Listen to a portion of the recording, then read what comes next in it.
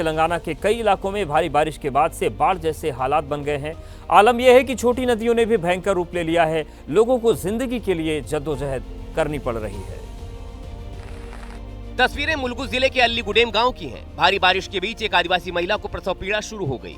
तुरंत डॉक्टर के पास जाना था, लेकिन बाहर खतरे का सैलाब था क्योंकि वट्टी नदी पूरे उफान पर थी। इस बीच ग्रामीणों ने खुद मोर्चा संभाला। महिला को 4 लोगों ने कंधे पर उठाया और वट्टी नदी को किसी तरह पार किया। वीडियो सोशल मीडिया पर वायरल है, जिसकी हर कोई तारीफ कर रहा है, लेकिन लोग मूलभूत सेवाएं नहीं देने के लिए नेताओं और अधिकारियों को कोस भी रहे हैं। वहीं उत्तर प्रदेश के फतेहपुर में कुछ बदमाशों ने एक छात्र की निर्दहाड़े हत्या कर दी। वारदात स्कूल के पास लगे एक सीसीटीवी में कैद हो गई। सीसीटीवी में दिखाई दिया कि कुछ बदमाश अचानक झाड़ियों के पीछे से निकलते हैं और छात्र पर ताबड़तोड़ लाठियों से वार करते हैं। वारदात को अंजाम देकर बदमाश स्कूटी से फरार हो गए। वहीं छात्र को इलाज के लिए अस्पताल ले जाया गया, जहां उसकी मौत हो गई। मोहम्मद आरिज नाम का ये छात्र शहर के ही एक नामचीन स्कूल में पढ़ता था। परिजनों का रो रो कर बुरा हाल है, क्योंकि उनके घर का इकलौता चिराग हमेशा के लिए बुझ गया। इधर पुलिस का दावा है कि सभी आरोपियों को गिरफ्तार कर लिया गया है और मर्डर करने के कारणों का पता लगाने की कोशिश हो रही है। मध्य प्रदेश के टीकमगढ़ में बन रहे पुल का काम अब तक पूरा नहीं हुआ, जिसकी वजह से लोग अपनी जान जोखिम में डालकर सफर करते दिख रहे हैं। लोग शॉर्टकट के लिए ऐसी कवायद कर रहे हैं जो इनकी जिंदगी पर भारी पड़ सकती है।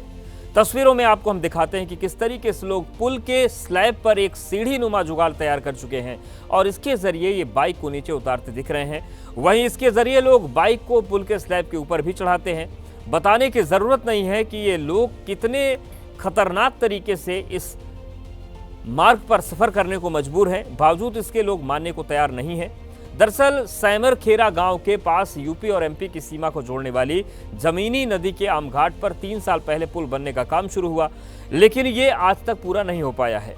4 करोड़ 42 लाख रुपए की लागत से बनने वाले इस पुल का काम अभी भी अधूरा है, जिसे देखते हुए स्थानीय ग्रामीणों ने रस्सी और बांस की मदद से ये सीढ़ी नुमा जुगाड़ तैयार किया, जिससे कहीं पहुंचने में लोगों का वक्त तो बच रहा है, लेकिन इसके जरिए सफर करना लोगों की जिंदगी पर कभी भी बहुत भारी पड़ सकता है।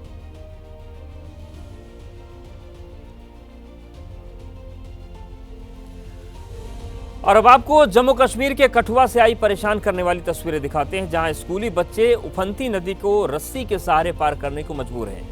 यहाँ के दूरदराज के गांव में 300 से ज्यादा आबादी जोखिम भरी जिंदगी जीने को मजबूर है।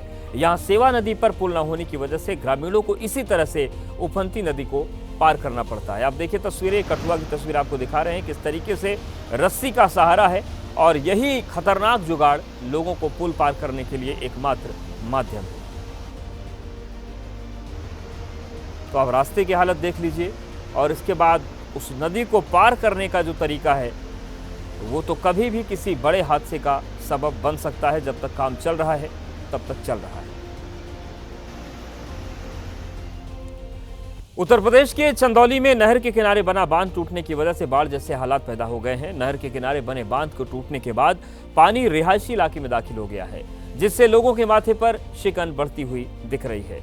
चंदौली के गोधना गांव के पास नहर का बांध टूट गया, जिसके बाद देखते ही देखते पूरा इलाका पानी की चपेट में आ गया।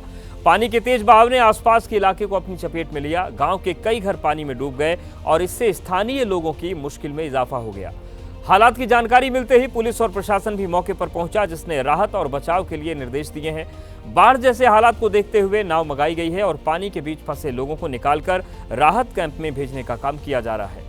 स्थानीय लोगों की माने तो घर में पानी घुसने की वजह से उन्हें ज्यादा दिक्कतों का सामना करना पड़ रहा है।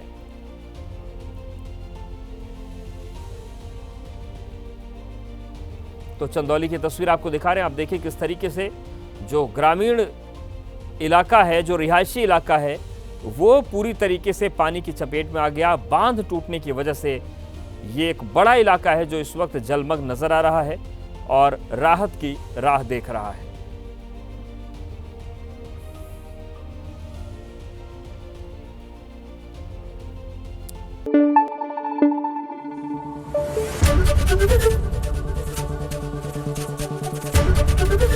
एबीपी न्यूज आपको रखे आगे।